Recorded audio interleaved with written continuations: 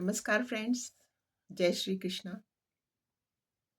स्वयं में लौटने का समय। जिस भी पल हमारे माता पिता पंचतत्व में लीन हो जाए और हमारी अगली पीढ़ी अपने पैरों पे खड़ी हो जाए, वो समय हमें स्वयं में लौटने का है। यूं तो हम स्वयं में हमेशा ही रहें, वो तो बहुत सुंदर बात है और ऐसा होना ही चाहिए। लेकिन इन कर्तव्यों के पालन के बाद तो पूर्णतया हमें स्वयं में लौटना बहुत सुंदर बात है। हम स्वयं की खोज में भीतर की यात्रा करें, स्वयं को पहचानें, स्वयं के स्वरूप को पहचानें और इस तरह से हृदय शांत होके सब कुछ बस हम होता हुआ देखें। किसी चीज़ में हमें, जैसे कहते हैं, इंडल्ज होने की कोई आवश्यकता नहीं है। हमारे पास वक्त ही कहाँ है, समय तो इतना कम है। और जैसा कि आप सब जानते हैं कि समय ही इस संसार में सबसे मूल्यवान है। यदि आज हमसे कोई कहे कि हम कल फिर से जी लें, तो वो नहीं हो पाएगा ना। लगता है लोगों को ऐसा होगा कि ये चीज़ बहुत महँगी है, वो चीज़ महँगी नहीं है। लेकिन आप सब जानते हैं अच्छी तरह से कि समय से मूल्यवान कुछ भी नहीं है। तो हमें ये समय अपना बिल्कुल भी व्यर्थ नहीं करना।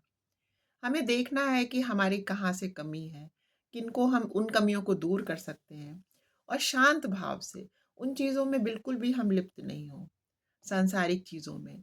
अब बच्चे हमारे क्या कर रहे हैं, क्या नहीं कर रहे हैं, उन्होंने फ्यूचर में क्या डिसीजन लेना है, उन्होंने कौन सी पढ़ाइयाँ करनी है, उनके नेक्स्ट जनरेशन जिनको कि हम लोग कहते हैं अपने ग्रैंड चिल्ड्रन, हम क्यों उनमें इतना लगें। वो अब उनकी कर्तव्य है, वो उसको देखेंगे। हमारा केवल एक ही कर्तव्य है कि हम सबको ब्लेसिंग दें। हर हाल में हम प्रसन्न रहें, कोई शिकायत नहीं किसी से, कोई किसी से कंप्लेंट किसी तरह की नहीं।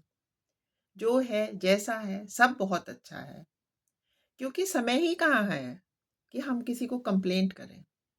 हाँ, जहाँ थोड़ा सा डिस्टर्बेंस हो, जहाँ थोड़ा सा शांति में खलल हो, उस स्थान से थोड़ा दूर रहें। शारीरिक रूप से दूर ना हो सकें तो मानसिक दूरी बनाना ज़रूरी है। क्योंकि अपने इस जो लास्ट हमारी समय होता है, जैसे मैं भी एक सीनियर सिटीज़न हूँ और वानप्रस्थ में हूँ, तो अब वो समय नहीं रह गया कि उसने ये कर लिया, उसने जो जैसा कर रहा है, सब अपने कर्मानुसार कर रहे हैं।